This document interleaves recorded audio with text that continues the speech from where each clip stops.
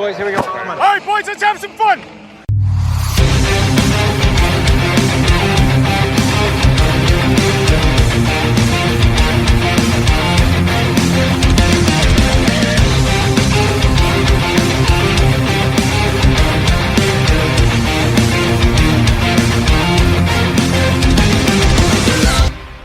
Well, it's time to file another Galbraith Report, a second one this week after two fantastic games in the Stanley Cup Final. Carolina Hurricanes against the Vegas Golden Knights, really providing entertainment in the first two games of this epic Stanley Cup Final. I wrote after game one, we're in for the hell of a series. Jade Galbraith, we certainly are. Good to have you. Good to see you, buddy. How was your weekend? Or your week, I mean. It's going. It's going. We're at the end of another week. So, yeah, what about those first two games? Let's cover those. Like I said, two really good teams. We talked about it before. It's crazy to think the finals are here already. It's just, it seems like it's gone by quick.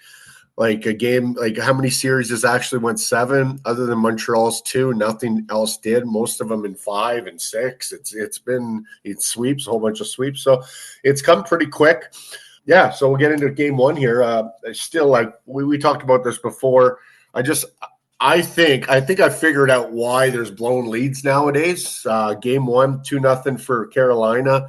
Carolina scores, 25 seconds into the game 1. What a start. What a start. I couldn't believe it. Like, I just sat down. I had all my stuff, my papers, just about to settle in. And then next thing you know, as soon as I sit down, Ehlers scores a goal on a 2-on-1 great shot.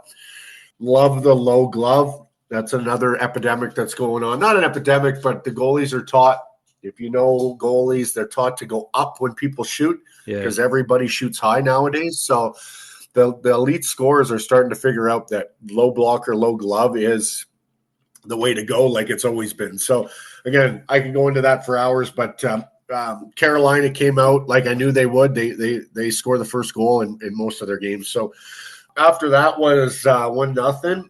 Carolina tilted the ice as they usually do, and they got up to another goal. Chatfield, unbelievable first period and a half of game 1. Then 2 assists in the first 5-10 minutes or whatever.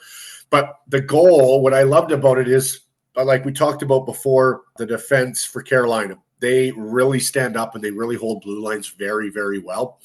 And people have seen it, but Eichel tries to go east to west. You can't go east to west in playoffs. You have to go north-south. You got to get pucks behind deep. And he tried to go to east-west. Chatfield stepped up.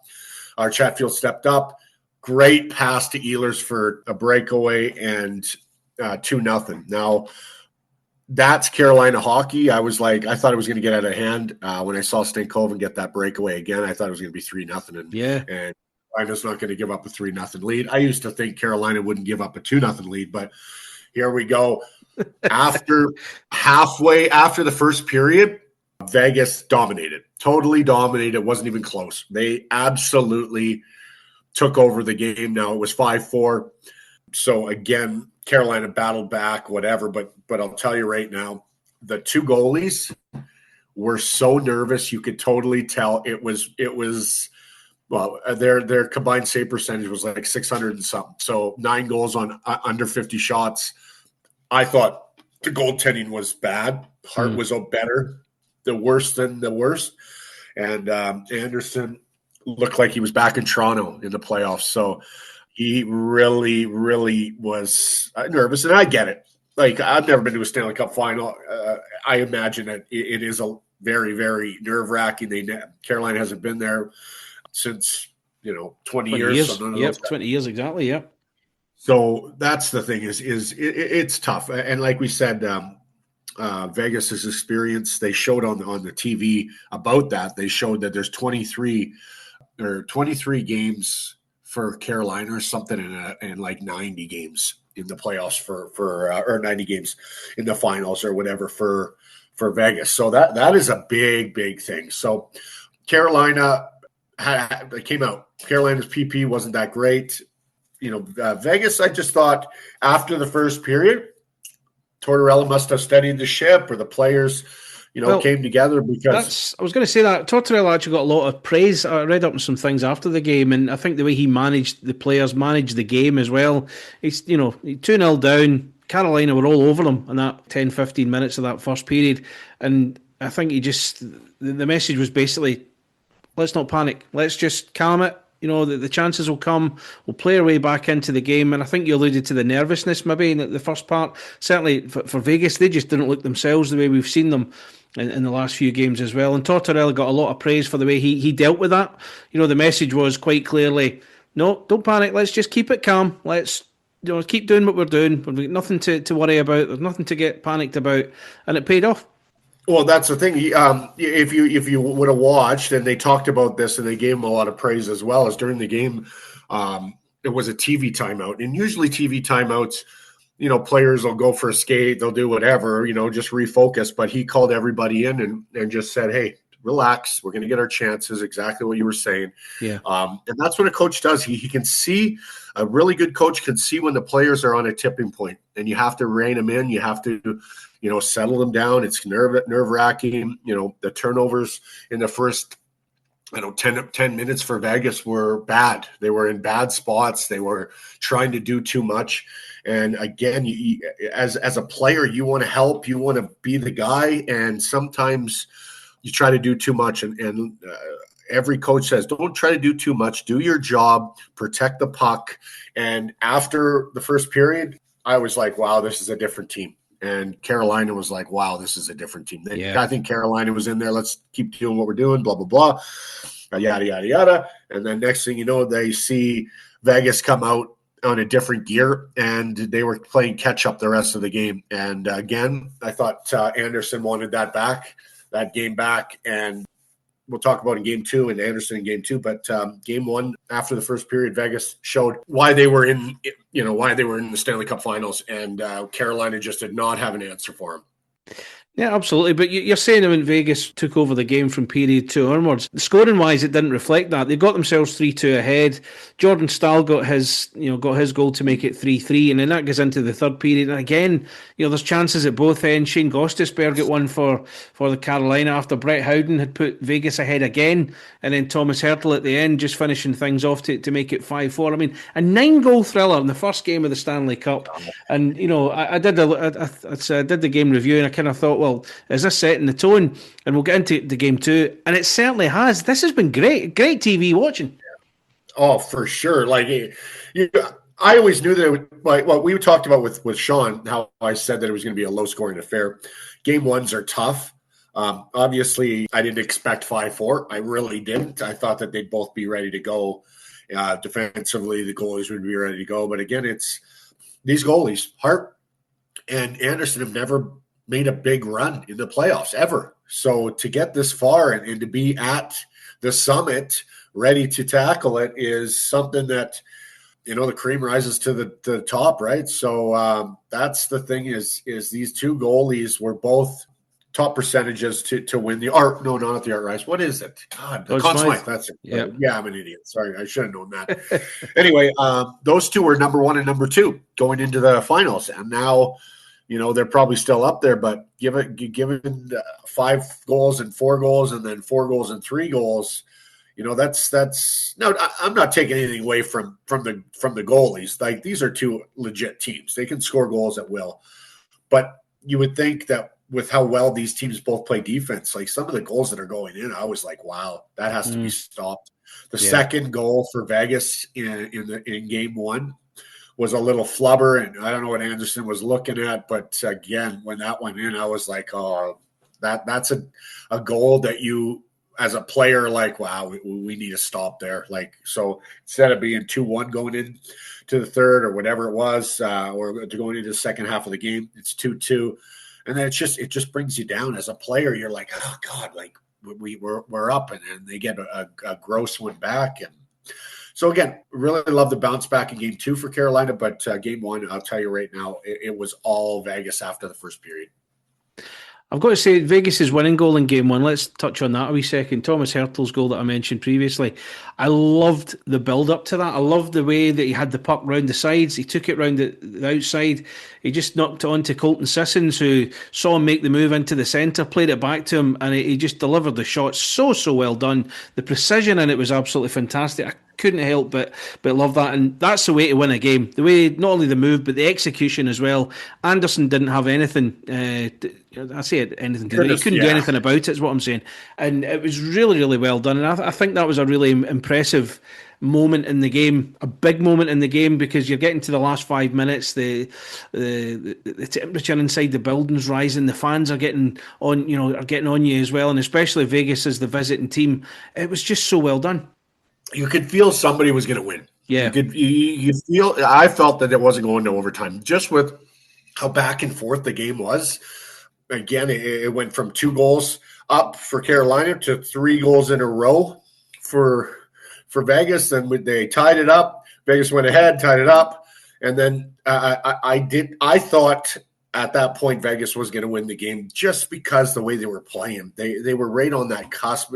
As a commentator, you can just feel when a team's kind of got the advantage, and I just felt Carolina was kind of sitting back a little bit too much. And people don't realize Hertl's playing fourth line, and Hertl, he's a 40-goal scorer in the NHL. So to have a 40-goal scorer in your fourth line, and that guy's a beast. People get on him a lot because they think he's lazy or this or that. And at times you can see it, but he's 6'4", 230 pounds, whatever.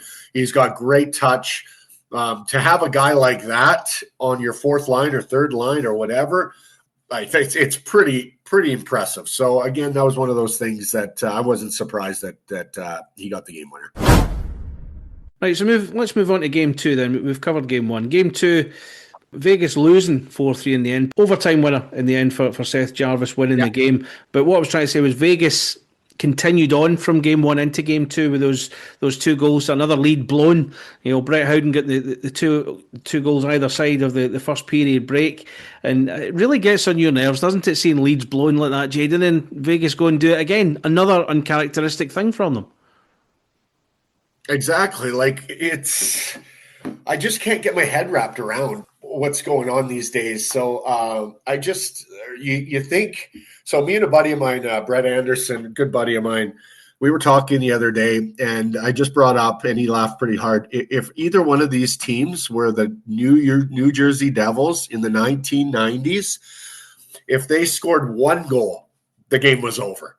The way they played defense from the back end out, Martin Brodeur was the goalie, and there Scott Stevens, guys like that. The coaching staff shut it down. Nowadays, you want to say, the coaches always say, well, let's continue to push. We don't want to sit back. We don't want to give the other team anything. But it seems like by doing that, these teams can get back in the game because you're still pressing to get another goal. You're doing this, you're doing that. You're worrying about not just defense. You're worrying about other things. And New Jersey won Stanley Cup because they shut it down. They trap. They'd get pucks deep. They'd puck possession. They'd cycle the death out of you. They don't care. If you're up 2-0, you don't need any more goals. You don't. You can win 2-0. That is a game win. But it just seems like nowadays – it's exciting to see because there's no lead that can be a 3-goal lead in the playoffs should be insurmountable. But nowadays it's not. It's actually gives fuel to the other team to start pushing back. And that's the thing about hockey nowadays is there's so much offense.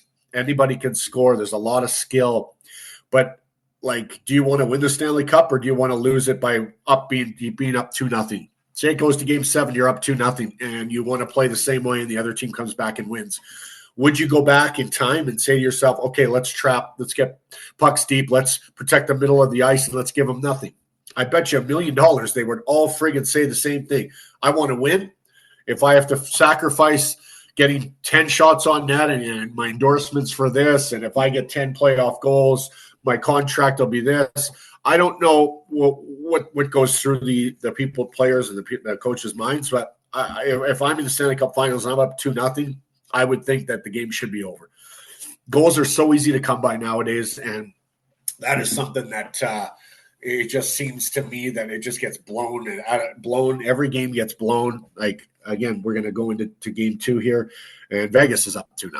And when I saw Vegas up 2-0, I told my wife, I said, hey, I bet you Carolina wins 5-4, 4-3 in overtime or right at the end of the game, because it's just the way how the playoffs have been going. So to go into that, there you go. What happens? They're up 2-0, and Carolina comes back and pulls it out. So it's pretty funny, man. It's just the way these games are going.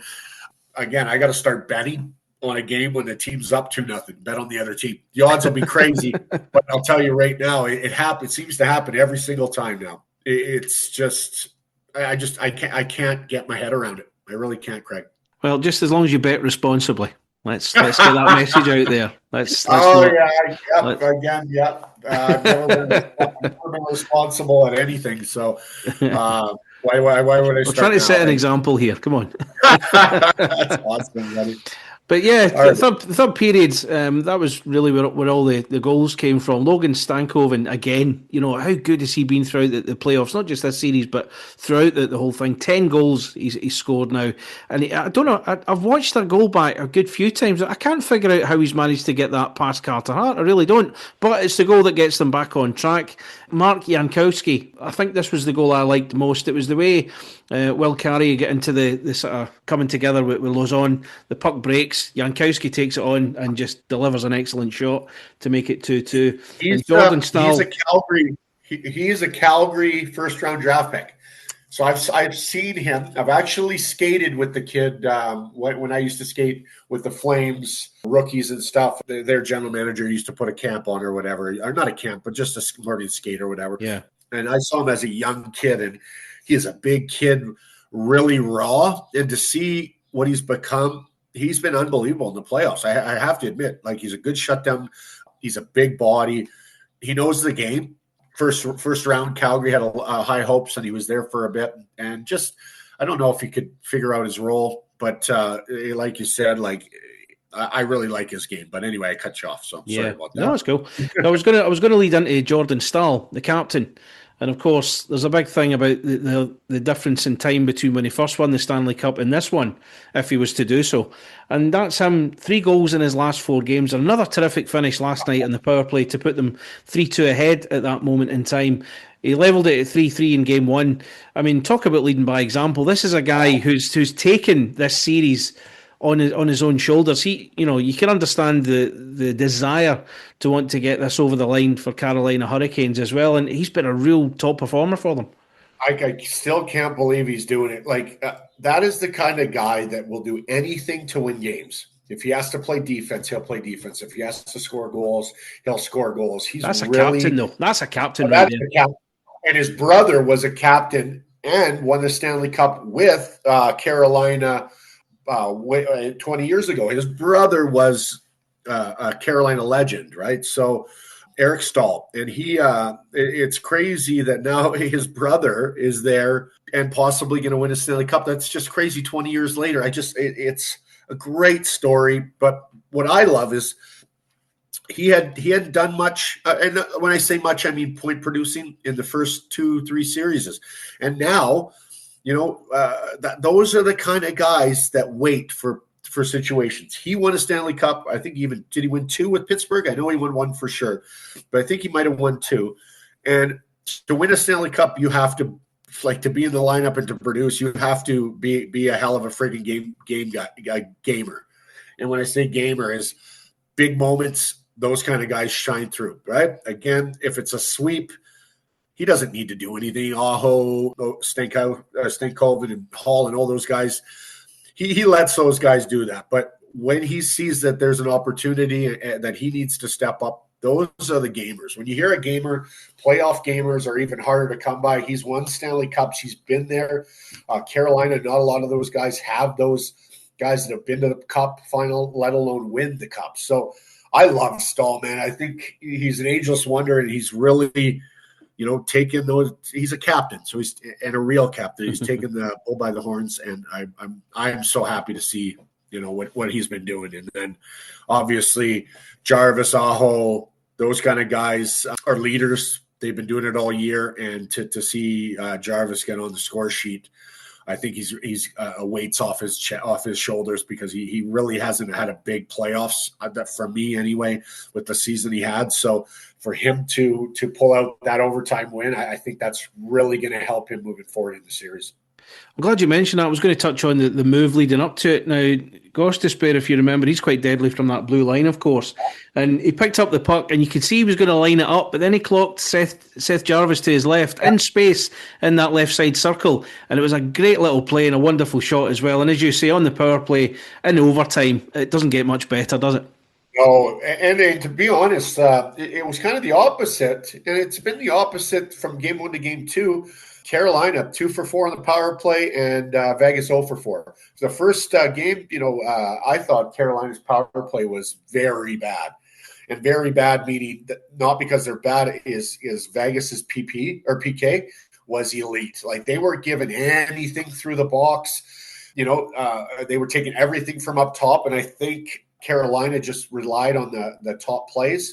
They weren't going low with the puck, and they weren't making low plays. So I think from then from game 1 to game 2, they really changed it up. They were going north-south a little bit, not just east-west. So again, it's hard when a penalty killer has to face to low and then doesn't know who's behind him. So the passes could go up, you lose your guy, and then that's when shots will get through, and that's when shots, they count. And again, when a penalty killer's facing the shot, it's easy. You get in the shooting lane, you're not going to give anything.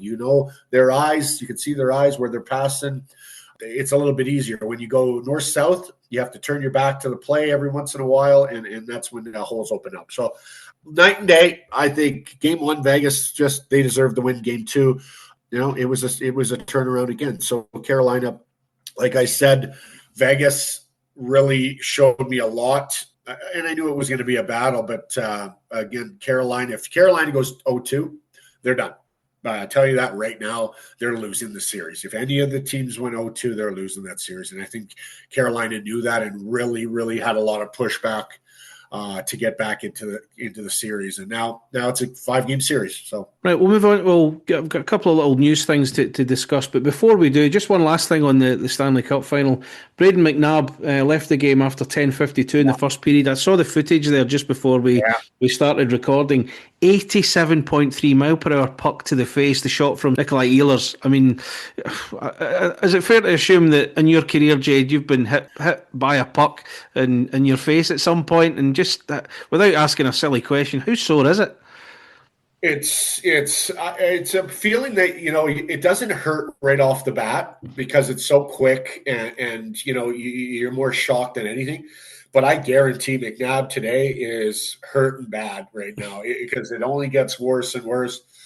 I've seen guys get jaws broken. I've got pucks in the face many times, eyes you can't even see out of it. It is a thing, hockey's dangerous. You see it out there, you see the big hits, and you love it, and I love it. But a puck in the face going 90 miles an hour could kill you. It could, 100%. That's why we wear helmets, visors, all that stuff. Yeah. It could kill you. So the fact that he got up and he, again, he's probably got his bell rung pretty good, and knowing him, he'll want to play. But you got to take care of your brain and you got to take care of your body, and it's not going to help Vegas if he tries to battle through and he can't do it. So I have a feeling that he might be out for the next game, just precautionary, because you don't want a guy at 50%. And again, you're going to be gun shy. You're going to be wearing a bubble. And I'll tell you right now, if you're wearing a bubble against me, I'm going to make it hurt. The guys are going to be finishing checks on him. They're going to be all over him. Not because you want to take advantage of that, but you see a guy that's in a bad spot that's hurting.